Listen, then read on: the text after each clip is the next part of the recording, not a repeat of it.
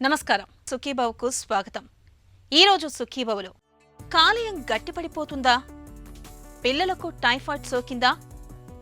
ఉప్పులో రకాలెన్నో, గుండెకు బైపాస్, సిఏబిజి, ఇంకా హెల్త్ టిప్. హెపటైటిస్ ఇన్ఫెక్షన్లు అనేవి ఇవాళ మన కాలేయానికి పెనుశాపాలుగా మారుతున్నాయి.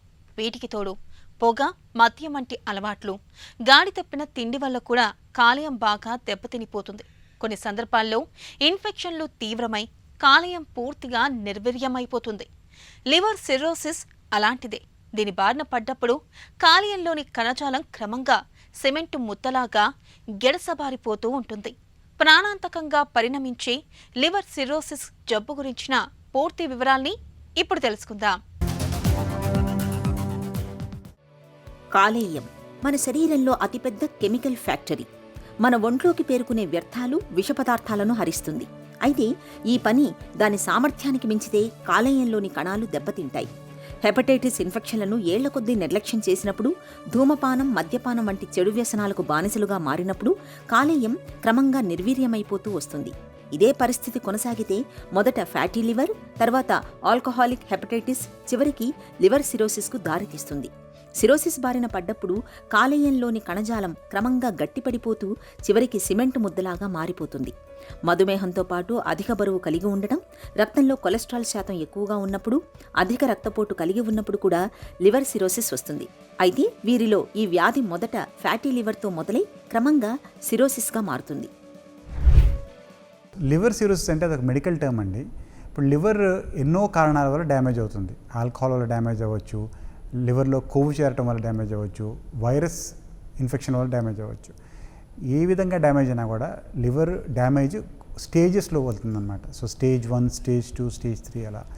ఫైనల్ స్టేజ్లో ఏమవుతుందంటే లివర్ పూర్తిగా డ్యామేజ్ అయ్యి గట్టిగా రాయిలాగా తయారయ్యి దానివల్ల ప్రాబ్లమ్స్ స్టార్ట్ అవుతాయి. దాన్ని లివర్ సిరోసిస్ అంటారు అన్నమాట.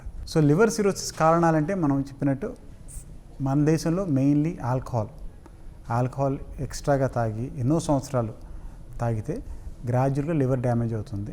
డ్యామేజ్ అయ్యి సిరోసిస్ ఫామ్ అవుతుంది. ఈ కాలంలో ఫ్యాటీ లివర్ డిసీజ్ అనేది ఈజ్ అనదర్ ఇంపార్టెంట్ కాజ్. మన డైలీ డయట్ హ్యాబిట్స్ వలన, ఎక్సర్సైజ్ లేకపోవడం వలన బాడీలో ఫ్యాట్ కలెక్ట్ అయ్యి అది లివర్లో కలెక్ట్ అవుతుంది. ఎస్పెషల్లీ ఆ ఫ్యాట్ లివర్ని డ్యామేజ్ చేస్తుంది అనమాట. సో ఎన్నో సంవత్సరాలు ఇలా డ్యామేజ్ అవ్వటం వల్ల లివర్ అగైన్ మళ్ళీ గట్టిగా అయ్యి హార్డ్గా అయిపోతుంది. అది లివర్ సిరోసిస్ ఫామ్ అవుతుంది. హెపటైటిస్ బి, హెపటైటిస్ సి అనే వైరసెస్ ఉన్నాయి. ఆ వైరస్ ఇన్ఫెక్షన్లు కూడా ఎన్నో సంవత్సరాల తర్వాత నెమ్మదిగా లివర్ డ్యామేజ్ చేసి సిరోసిస్ అవుతుంది. సో లివర్ సిరోసిస్ అనడానికి చాలా కారణాలు ఉన్నాయి, కానీ ఈ 4 కారణాలు మోస్ట్ ఇంపార్టెంట్ మన దేశంలో. సో లివర్ సిరోసిస్ అంటే మనం ఏమనుకోవాలంటే, ఇప్పుడు లివరు గట్టిగా రాయిలా తయారవుతుంది. సో దానివల్ల 2 ప్రాబ్లమ్స్. ఒక ప్రాబ్లం ఏంటంటే లివర్ తన పనులు చేసుకోలేదు. సో జాండిస్ వచ్చిద్ది, బ్లడ్ సరిగ్గా గడ్డగట్టదు, కడుపులో నీరు చేరిద్ది. అదే కాకుండా లివర్ గట్టిగా అవటం వలన కడుపులో ఉన్న బ్లడ్ వెజల్స్లో ప్రెషర్ ఎక్కువ అవుతుంది. దానివల్ల మనకి బ్లడ్ వామిటింగ్స్ రావటం, మోషన్లో బ్లడ్ రావటం, కడుపులో నీరు చేరటం, స్ప్లీన్ పెద్దగా అయ్యి మన బ్లడ్ కౌంట్స్ అన్ని తగ్గిపోవటం. దీన్ని పోర్టల్ హైపర్టెన్షన్ అంటారు. సీరియస్ ప్రాబ్లం ఏంటంటే లివర్ సిరోసిస్ వస్తే ఆ లివర్లో క్యాన్సర్లు వచ్చే ఛాన్స్ ఎక్కువ అవుతుంది. లివర్ సిరోసిస్ తొలి దశల్లో మనకు ఎలాంటి లక్షణాలు కనిపించవు. సిరోసిస్ ముదిరే కొద్దీ పొట్టలో నీరు చేరుకోవడం, గుండె వేగం పెరగడం, మగత, కామెర్ల వంటి లక్షణాలు కనిపిస్తుంటాయి. కొంతమందిలో ఫైబ్రోస్కాన్ వంటి పరీక్షల్ని చేయించుకున్నప్పుడు అనుకోకుండా లివర్ సిరోసిస్ బయటపడుతుంటుంది. బయటకు ఎలాంటి లక్షణాలు కనిపించని దశలో లివర్ సిరోసిస్ బయటపడినప్పుడు దాన్ని వెల్ కాంపన్సేటెడ్ సిరోసిస్గా పిలుస్తారు. ఇలాంటప్పుడు త్వరగా చికిత్స మొదలు పెడితే మంచి ఫలితం ఉంటుంది. ఇక లక్షణాలు బయటకు కనిపించడం మొదలవడాన్ని డీకాంపన్సేటెడ్ సిరోసిస్గా పిలుస్తారు. ఇలాంటప్పుడు సిరోసిస్ చికిత్సకు లొంగదు. చివరి పరిష్కారంగా కాలేయ మార్పిడికి వెళ్లాల్సి ఉంటుంది. కాలేయం నుంచి రక్తాన్ని మోసుకెళ్లే రక్తనాళాల్లో బ్లాకులు అడ్డుగా ఏర్పడినప్పుడు, పైత్య రసనాళాల్లో అవరోధాలు ఉన్నప్పుడు కూడా లివర్ సిరోసిస్ మొదలయ్యే అవకాశం ఉంటుంది. వీటినే బడ్ చియారి సిండ్రోమ్ అని, సెకండరీ బైలరీ సిరోసిస్ అని పిలుస్తారు. ఈ రెండింటినీ త్వరగా గుర్తించి చికిత్స మొదలు పెడితే సిరోసిస్ను చాలా వరకు రివర్స్ చేయొచ్చని చెబుతారు డాక్టర్లు. సో లివర్ సిరోసిస్ ట్రీట్మెంట్ అంటే అది స్టేజ్ బట్టి ఉంటుందండి. సో ఎర్లీ సిరోసిస్ స్టేజ్ అంటే ఫైబ్రోసిస్ స్టేజ్ కానీ స్టేజ్ ఏ సిరోసిస్ అంటారు. అలాంటి వాటిల్లో మెడికల్ ట్రీట్మెంట్ తోటి మనం ఫర్దర్ డ్యామేజ్ని స్లో చేయొచ్చు. లివర్ సిరోసిస్ ఎందుకు అవుతుందో మనం పట్టుకుంటే, ఆల్కహాల్ వల్ల అయితే ఆల్కహాల్ స్టాప్ చేసి, ఫ్యాటీ లివర్ డిసీజ్ వల్ల అయితే మనం డయట్ ఎక్సర్సైజ్ కంట్రోల్ చేసి, వైరస్ ఇన్ఫెక్షన్లు అయితే ఆ వైరస్ని ట్రీట్ చేయడం వలన మనం ఎర్లీ స్టేజ్లో ఉన్న సిరోసిస్ని we can control it, we can slow it down, occasionally we can reverse it also. కానీ ఒక స్టేజ్ దాటిన తర్వాత, అంటే చైల్డ్ సి సిరోసిస్ అంటారు, అంటే సిరోసిస్తో పాటు దాని వల్ల అయ్యే కాంప్లికేషన్స్ ఇవన్నీ రావడం మొదలెట్టిన తర్వాత మెడికల్ ట్రీట్మెంట్ వల్ల ఓన్లీ ఒక విధంగా కంట్రోల్ చేయగలం సిమ్టమ్స్, దానివల్ల క్యూర్ చేయలేం. అలాంటి కేసెస్లో బెస్ట్ ట్రీట్మెంట్ ఇప్పుడు మన అవైలబుల్ అంటే ఏంటంటే అది లివర్ ట్రాన్స్ప్లాంట్, లివర్ని మార్చడం. సో మెడికేషన్స్ ఎర్లీ స్టేజ్లో ఉంటే మనం ఆ కాజ్ని ట్రీట్ చేసుకుని మెడికేషన్స్ తోటి లివర్ని సపోర్ట్ చేసుకుంటే స్టెబిలైజ్ అవుతుంది. అప్పుడప్పుడు కంప్లీట్గా కూడా ఇంప్రూవ్ అయ్యే ఛాన్స్ ఉంది. కానీ ఒక స్టేజ్ దాటిన తర్వాత మెడిసిన్స్ తోటి ఓన్లీ కంట్రోల్ చేయగలం, సిమ్టమ్స్ కంట్రోల్ చేయగలం, బట్ క్యూర్ చేయలేం. క్యూర్ చేయాలంటే లివర్ ట్రాన్స్ప్లాంటే ఆప్షన్. లివర్ సిరోసిస్ దశలో 4 దశలు ఉంటాయి. మొదటి దశలో రోగి మద్యం మానేసి హై ప్రోటీన్ డైట్, పోషకాహారం తీసుకుంటే కాలేయం కొంతవరకు చక్కబడుతుంది. మొదటి దశలో మందులతో పెద్దగా పని ఉండదు. కానీ రెండవ దశకు చేరుకుంటే మాత్రం అప్పటి నుంచి కాలేయ చికిత్స కోసం ఓవైపు పరీక్షలు చేయించుకుంటూ మరోవైపు మందులు మొదలు పెట్టాల్సి ఉంటుంది. 3, 4 దశలు చేరుకున్నప్పుడు కాలేయంతో పాటు మూత్రపిండాలు, గుండె, ఊపిరితిత్తులు, మెదడు ఇలా మన ఒంట్లోని కీలకమైన అవయవాలన్నీ జబ్బు పడతాయి. అప్పుడిక కాలేయ మార్పిడి ఒక్కటే పరిష్కారం. But-Chiari syndrome, secondary biliary cirrhosis సమస్యల్ని తొలి దశలోనే పసిగట్టి చికిత్స మొదలు పెడితే కాలేయం పూర్తిగా దెబ్బతినకుండా, అది సిరోసిస్ వరకు వెళ్లకుండా చికిత్సల సాయంతో అడ్డుకోవచ్చు. అయితే లివర్ సిరోసిస్ అనేది ఉన్నట్టుండి అకస్మాత్తుగా మొదలవదు. సిరోసిస్ రావడానికి చాలా కాలమే పడుతుంది. ఈ మధ్యలో మనం తరచుగా ఫైబ్రోస్కాన్ వంటి పరీక్షల్ని క్రమం తప్పకుండా చేయించుకుంటూ ఉంటే కాలేయంలో సిరోసిస్ తాలూకు అసాధారణ మార్పుల్ని మనం తొలి దశల్లోనే పసిగట్టవచ్చు. సిరోసిస్ను తొలి దశల్లో పసిగడితే దాన్ని రివర్స్ చేయడం చాలా తేలిక. లివర్ అనేది మన బాడీలో ఇది వెరీ ఇంపార్టెంట్ ఆర్గన్. దానికి ఎన్నో 100కి మీద ఫంక్షన్స్ ఉన్నాయి. సో కాలేయాన్ని జాగ్రత్తగా ఉంచుకోవటం అది మన అందరి రెస్పాన్సిబిలిటీ. యాక్చువల్లీ లివర్ని జాగ్రత్తగా ఉంచుకోవడానికి ఇట్స్ వెరీ సింపుల్ ప్రికాషన్స్ తీసుకుంటే సరిపోతుంది. ఇప్పుడు లివర్ డ్యామేజ్ ఎందుకు అయ్యిందంటే మన దేశంలో maximum causes alcohol, fatty liver disease, virus infections. So వీటన్నిటికీ యాక్చువల్లీ ట్రీట్మెంట్లు ఉన్నాయి మన దగ్గర. సో ఆల్కహాల్ తాగకూడదు, తాగినా కూడా చాలా లిమిటెడ్ క్వాంటిటీలో, రెగ్యులర్గా తాగకూడదు. So that it self is the important cause for liver disease. రెండవది ఫ్యాటీ లివర్ డిసీజ్. ఇప్పుడు మన డైలీ లైఫ్లో మన డైట్ బాగా రిచ్ అయిపోయి మన ఎక్సర్సైజ్ తక్కువ అవడం వలన fatty liver is becoming very common.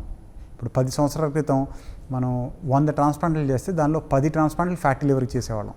ఇప్పుడు 50 ట్రాన్స్ప్లాంట్స్ ఫ్యాటీ లివర్కే చేస్తున్నాం. ఆ స్టేజ్కి ఎదిగిపోయిందన్నమాట ఈ ప్రాబ్లం మన దేశంలో. దీనికి ట్రీట్మెంట్ ఈజ్ వెరీ సింపుల్. రెగ్యులర్గా ఎక్సర్సైజ్ చేయాలి. రోజుకి అట్లీస్ట్ ఒక half an hour 45 minutes exercise చేసి హెల్దీగా డైట్ తీసుకుంటే it will prevent fatty liver disease almost always. కాకపోతే వైరస్ ఇన్ఫెక్షన్స్ అంటే hepatitis B vaccine is very important. In fact ఆ వ్యాక్సిన్ తీసుకుంటే హెపటైటిస్ బి ఇన్ఫెక్షన్ వచ్చే ఛాన్సే ఉండదు. సో అందరూ హెపటైటిస్ బి వ్యాక్సిన్ తీసుకోవాలి. ఇప్పుడు పిల్లలకి అందరికీ హెపటైటిస్ బి వ్యాక్సిన్ ఇస్తున్నారు. పెద్దవాళ్ళు టెస్ట్ చేయించుకొని వాళ్ళకి వ్యాక్సినేషన్ ఇవ్వకపోతే వేయించుకుంటే that will actually prevent liver disease because of hepatitis B. Prevention is better than cure. ఈ నానుడి కాలేయం విషయంలో 100కి 100 పాళ్ళు వర్తిస్తుంది. కాలేయాన్ని కాపాడుకునేందుకు జీవనశైలి, అలవాట్ల విషయంలో ముందు నుంచి తగిన జాగ్రత్తలు తీసుకోవాలి. మద్యాన్ని మితంగా తీసుకోవటం లేదంటే పూర్తిగా మానుకోవటం చాలా ఉత్తమం. కాలేయం ఆరోగ్యానికి భద్రతనిచ్చే హెపటైటిస్ బి టీకాని తప్పనిసరిగా తీసుకోవాలి. మందుల చీటీ లేకుండా సొంతంగా మందుల్ని కొనుగోలు చేసి వాడకూడదు. ముఖ్యంగా హెర్బల్ మందుల వాడకంలో డాక్టర్ సలహాను తప్పనిసరిగా తీసుకోవాలి. రక్త మార్పిడి సమయంలో సురక్షితమైన జాగ్రత్తల్ని పాటించాలి. ఇలా అన్ని రకాలుగా తగిన జాగ్రత్తలు తీసుకోవడం ద్వారా మన కాలేయాన్ని భద్రంగా ఉంచుకోవచ్చు. పిల్లలకు చీటికి మాటికి జలుబు చేయడం, జ్వరం రావడం మామూలే. కొద్దిపాటి చికిత్సలతో ఇవి త్వరగానే తగ్గిపోతూ ఉంటాయి. అయితే కొన్ని రకాల జ్వరాల విషయంలో మాత్రం జగమొండిగా మారి పిల్లల్ని వేధిస్తూ ఉంటాయి. టైఫాయిడ్ అలాంటిదే. కలుషితమైన ఆహారం, పానీయాల మూలంగా వచ్చే టైఫాయిడ్ జ్వరం పిల్లల్ని బాగా ఇబ్బంది పెడుతూ ఉంటుంది. జ్వరంతో పాటు కడుపు నొప్పి, వాంతులు, వికారం వంటి బాధలు కూడా ఉంటాయి. ఈ జ్వరాన్ని నిర్లక్ష్యం చేస్తే అది పేగుల్ని దెబ్బతీసే ప్రమాదం కూడా ఉంటుంది. ఈ నేపథ్యంలో పిల్లల్లో టైఫాయిడ్ జ్వరం గురించి ఇప్పుడు తెలుసుకుందాం. పిల్లల్లో టైఫాయిడ్ జ్వరం అనేది నార్మల్గా వచ్చేది మెయిన్ రీజన్ వాటర్, ఫుడ్ ద్వారా అండి. అది దోమకాటు వల్ల కాదు. చాలామందికి ఉండే మిస్కన్సెప్షన్ ఏంటంటే టైఫాయిడ్ కూడా దోమకాట, డెంగీ లాగా కాదు. మనం తినే ఫుడ్ అన్కంటామినేట్ అంటే కవర్ చేయని ఇది వల్ల. సో ఆ బ్యాక్టీరియా ఏంటంటే సాల్మోనెల్లా టైఫీ ఆర్ పారాటైఫీ అంటాము. సో క్లీన్ చేయని వెజిటబుల్స్, సరిగ్గా వండని ఇవి, సో వాటర్, లేదా ఇప్పుడు ఏదన్నా అన్క్లీన్డ్ టాయిలెట్స్కి వెళ్ళినా అక్కడ మనం సరిగ్గా హ్యాండ్ వాష్ చేసుకోకపోయినా కూడా మనకి it will spread through our body. Typhoid లక్షణాలు అండి మామూలుగా ఏంటంటే జ్వరం అండి. సో జ్వరంలో కూడా ఏంటంటే హై గ్రేడ్ ఫీవర్స్ వస్తూ ఉంటాయి. అది కూడా ఏంటంటే ఇనీషియల్గా ఇప్పుడు మనకి వైరల్ ఫీవర్స్ అనుకోండి ఎలా ఉంటాయి, ఒక ఫీవర్ వచ్చినప్పుడు బాబు డల్ అయిపోతాడు, మళ్ళీ నార్మల్గా ఉంటాడు. బట్ ఏంటంటే టైఫాయిడ్ అలా కాదు. సో ఇనీషియల్గా day 1, day 2 100, 101 step ladder pattern అంటే నిచ్చెనలాగా. ఇనీషియల్గా 100, 101 తర్వాత 102, 103, 104 అలా హై గ్రేడ్ ఫీవర్స్ వస్తాయి. సో అవి ఏంటంటే మనకి పారాసెటమాల్ కూడా తగ్గదు. సెకండ్ ఏంటంటే ఫీవర్స్ చాలా ఎక్కువ రోజులు ఉంటాయి. మామూలుగా ఏంటంటే ఇప్పుడు మనకి డెంగీలు అనుకోండి 3-4 జ్వరం వచ్చి తగ్గిపోతుంది. ఇంకొక fever, viral fever 3-4 days. But typhoid ఏంటంటే ఒక్కొక్కసారి 7-8 డేస్ కూడా మనకు అలా ఫీవర్స్ ఉంటాయి. సో ఫీవర్తో పాటు కొంచెం ర్యాష్ లాగా వస్తుంది. కొంతమందికి వాంతులు అవుతాయి, కొంతమంది పొట్ట నొప్పి అని చెప్తారు, ఇంకొంతమందికి విరోచనాలు అవుతాయి. సో ఇవన్నీ కూడా టైఫాయిడ్ యొక్క లక్షణాలు. పిల్లల్లో టైఫాయిడ్ జ్వరానికి చికిత్స అంటే ఒకటి యాంటీబయాటిక్స్ అండి మెయిన్. దాంట్లో యాంటీబయాటిక్స్ కూడా ఏంటంటే మేము ఈ మధ్య చాలాసార్లు చూస్తున్నాము, మనకి 1 వీక్ ఇచ్చినా కూడా ఫీవర్స్ అనేవి సబ్సైడ్ అవ్వవు. డ్రగ్ ఆఫ్ చాయిస్ సెఫ్ట్రాక్సోన్ అని చెప్పి పెడతామండి. ఐవి అంటే ఇంట్రావీనస్, నరం ద్వారా ఎక్కిచ్చేది. సో ఓరల్గా అయితే కనుక మనకు వేరే మందులు యూస్ చేసుకోవచ్చు. బట్ ఒక్కొక్కసారి ఏంటంటే మనకి ఈ యాంటీబయాటిక్ రెసిస్టెన్స్ అంటే మనం 1 వీక్ ఇచ్చాము బట్ అయినా కూడా తగ్గలేదు అన్నప్పుడు మనం నెక్స్ట్ డ్రగ్ మిరోపెనమ్ కానీ ఎజిట్రియోనమ్ అనే డ్రగ్ ఉంటుంది ఒకటి. సో దానికి వెళ్ళాల్సిన పరిస్థితి అయితే ఉంటుంది. నెక్స్ట్ ఇది ట్రీట్మెంట్ పరంగా. సపోర్టివ్ ట్రీట్మెంట్ ఏంటంటే మనకి ఫీవర్ వచ్చింది, దానికి పారాసెటమాల్ ఇవ్వటం, హైడ్రేషన్ స్టాటస్, వాటర్ ఎక్కువ తాపించడం, పెయిన్ అబ్డామిన్, కొంచెం గ్యాస్ట్రైటిస్ దానికి వేరే ప్యాంటోప్రజాల్ అట్లా ఇంజెక్షన్స్ ఇవ్వటం, ఇవి సపోర్టివ్ మెడికేషన్స్ అంటాం. బట్ మెయిన్ అండ్ ట్రీట్మెంట్ అయితే యాంటీబయాటిక్స్. ఓరల్కి తగ్గొచ్చండి ఒక్కొక్కసారి. ఓరల్ ఇచ్చేది సెఫిక్జైమ్ అంటాము. బట్ ఐవీ యాంటీబయాటిక్ కూడా ఒక్కొక్కసారి కొన్ని పరిస్థితుల్లో ఇవ్వాల్సి ఉంటుంది. యూజువల్గా duration of treatment 7 to 10 days ఉంటుంది. ఉప్పు అనగానే తెల్లటి రవ్వలాంటి పదార్థం మన కళ్ళ ముందు మెదులుతుంది. పాతకాలంలో అయితే రాళ్ల ఉప్పు అని, గల్ల ఉప్పు అని వాడుకలో ఉండేది. అయితే నిజానికి ఉప్పులో కూడా చాలా రకాలే అందుబాటులో ఉన్నాయి. Rock salt, black salt, sea salt, pink salt, celtic salt ఇలా చాలానే కనిపిస్తాయి. వీటిలో ఒక్కో ఉప్పుతో ఒక్కో రకమైన ప్రయోజనం ఉంటుందని చెబుతారు డాక్టర్లు. ఉప్పులోని రకాలు, వాటితో లభించే ఆరోగ్య ప్రయోజనాల గురించి ఇప్పుడు తెలుసుకుందాం.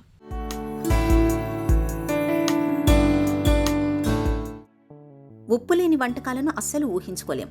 ఆహారానికి రుచి ఉప్పు వల్లే చేకూరుతుంది. అయితే ఉప్పులో కూడా పలు రకాలు ఉన్నాయనేది చాలా మందికి తెలీదు. ఒక్కో రకంతో ఒక్కో ప్రయోజనం చేకూరుతుంది.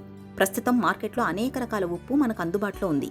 అందులో ముందుగా సెల్టిక్ సాల్ట్ గురించి చెప్పుకోవాలి. సాధారణంగా కనిపించే ఉప్పుతో పోలిస్తే సెల్టిక్ సాల్ట్లో సోడియం శాతం తక్కువగా ఉంటుంది. రోజువారీ వంటల్లో దీన్ని నిశ్చింతగా వాడుకోవచ్చు. ఇక నల్ల ఉప్పు కూడా మనకు విరివిగానే దొరుకుతుంది. ఈ నల్లటి ఉప్పులో కూడా సోడియం శాతం సాధారణ ఉప్పుతో పోలిస్తే తక్కువగా ఉంటుంది. కడుపు ఉబ్బరం, అరుగుదల సరిగ్గా లేకపోవడం, కడుపు నొప్పి, కడుపులో తిప్పడం, గుండెలో మంట వంటి సమస్యలకు ఈ ఉప్పుతో పరిష్కారం లభిస్తుంది. ఈ ఉప్పులో పొటాషియం, మెగ్నీషియం, కాల్షియం, జింక్ వంటి మినరల్స్ కూడా ఉంటాయని చెబుతారు నిపుణులు. ఇక ఉప్పులో కోషరు ఉప్పు అనేది మరొక రకం. సాధారణ రకంతో పోలిస్తే ఈ ఉప్పులోని పలుకులు కాస్తంత పెద్దవిగా ఉంటాయి. దీన్ని పరిమిత స్థాయిలోనే శుద్ధి చేయటం వల్ల ఉప్పదనం కూడా కాస్తంత తక్కువగానే ఉంటుంది. ఇందులో అయోడిన్ శాతం కూడా తక్కువగా ఉంటుంది. ఇక లో సోడియం సాల్ట్లో పేరుకు తగ్గట్టే సోడియం లవణం శాతం తక్కువగా ఉంటుంది. అయితే ఇందులో పొటాషియం శాతం ఎక్కువగా ఉంటుంది. హై బీపీ ఉన్న వాళ్లకు లో సోడియం సాల్ట్ని దివ్యౌషధంగా చెప్పుకోవచ్చు. ఈ మధ్యకాలంలో పింక్ సాల్ట్ కూడా బాగా అందుబాటులోకి వచ్చింది. లేత గులాబీ రంగులో ఉండే ఈ ఉప్పులో లవణాల శాతం ఎక్కువ. దీన్ని తరచూ వాడుకోవడం వల్ల కండరాలు పట్టేయడం వంటి సమస్యల నుంచి ఉపశమనం లభిస్తుంది. ఈ ఉప్పుతో రక్త ప్రసరణ కూడా మెరుగవుతుంది. కణాల్లోని pH స్థాయిలు చక్కగా స్థిరంగా ఉంటాయని చెబుతారు నిపుణులు. ఇక ఉప్పులో మరో రకం సీ సాల్ట్. ఈ ఉప్పులో లవణాల శాతం అధికంగా ఉంటుంది. అయితే ఇది నీటిలో అంత సులభంగా కరగదు. ఇక చివరిగా సాధారణ ఉప్పు గురించి చెప్పుకోవాలి. మనలో చాలామంది వాడేది ఈ ఉప్పే. ఇందులో ఐడిన్ కూడా ఉంటుంది. అయితే ఈ ఉప్పును పరిమిత స్థాయిలో మాత్రమే వినియోగించాలి. రోజుకు 5 గ్రాములకు మించి తినకూడదని డాక్టర్లు చెబుతారు. రోడ్డుపై ట్రాఫిక్ ఎక్కువగా ఉన్నప్పుడు పక్కనే ఉన్న బైపాస్ రోడ్ నుంచి వెళ్లడం మనకు అలవాటే. అలాగే మనకు ప్రాణాధారమైన గుండె విషయంలోనూ మనకు ఒక్కోసారి బైపాస్ అవసరం అవుతూ ఉంటుంది.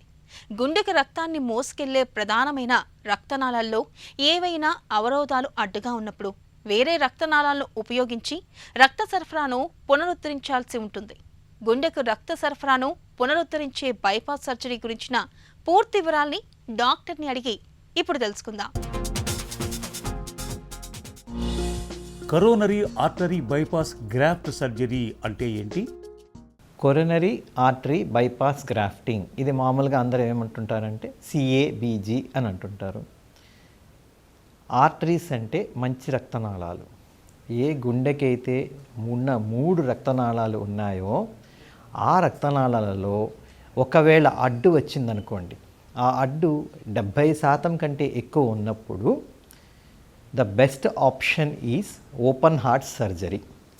ఆ ఓపెన్ హార్ట్ సర్జరీలో కొరోనరీ ఆర్టరీ బైపాస్ గ్రాఫ్టింగ్ అనేది ఒక type of open heart surgery.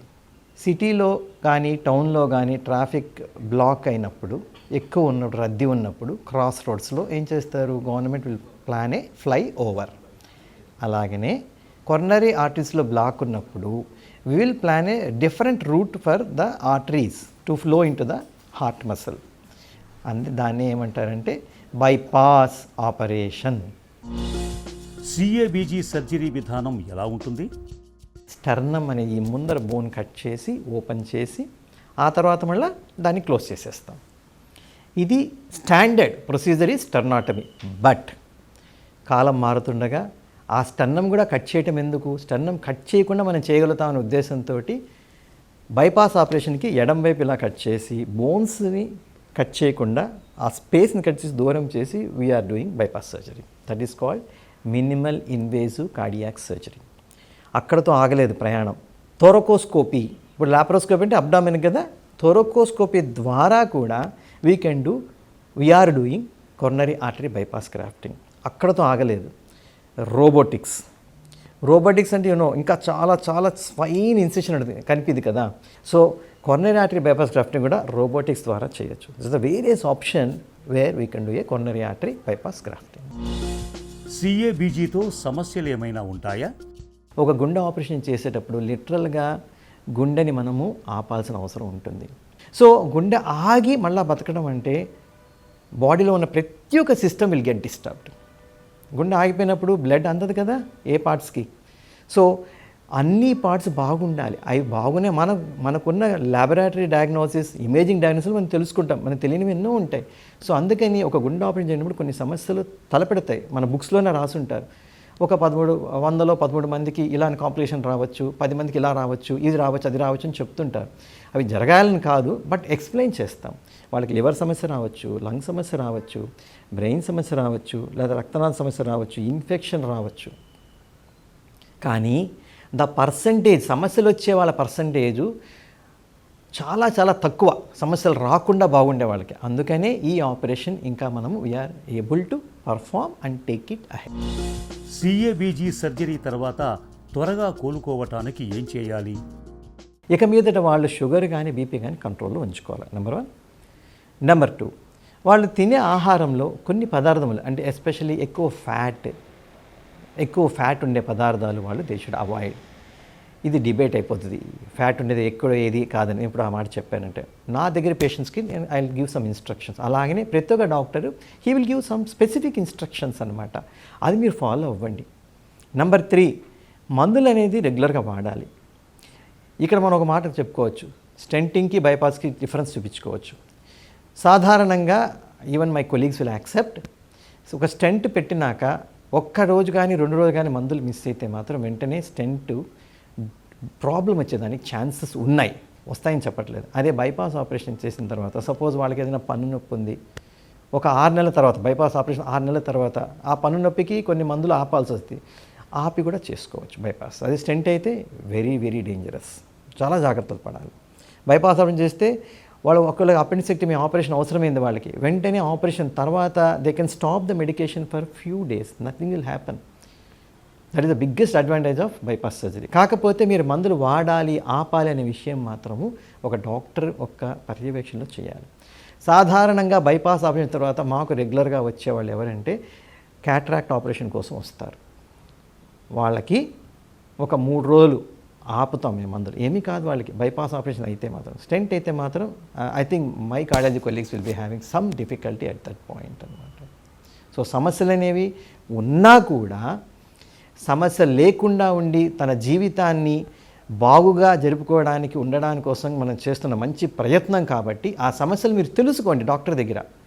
ఎందుకు ఒకవేళ వస్తే మన ధైర్యంగా ఫేస్ చేయడం కోసం తప్పితే మీరు డిస్కరేజ్ అవ్వడానికి కాదు, మీరు డిసప్పాయింట్ కూడా అవ్వడానికి కాదు. రక్తనాళాల్లో పూడికల తీవ్రత ఎక్కువగా ఉన్నప్పుడు, స్టెంట్లు వేయలేని పరిస్థితులు ఉన్నప్పుడు బైపాస్ సర్జరీ చేయించుకోవడం ఒక్కటే పరిష్కారం. సకాలంలో బైపాస్ సర్జరీ చేయించుకుంటే గుండెపోటు ముప్పును చాలా వరకు నివారించుకోవచ్చు.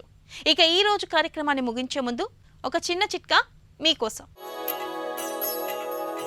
జలుబు జ్వరంతో బాధపడుతున్నప్పుడు ఒక స్పూన్ తేనెలో 1-2 అల్లం ముక్కలు లేదా కొంచెం సొంటి పొడిని కలిపి తీసుకోండి. జలుబు బాధలు తగ్గుతాయి, జ్వరం కూడా క్రమంగా తగ్గుముఖం పడుతుంది.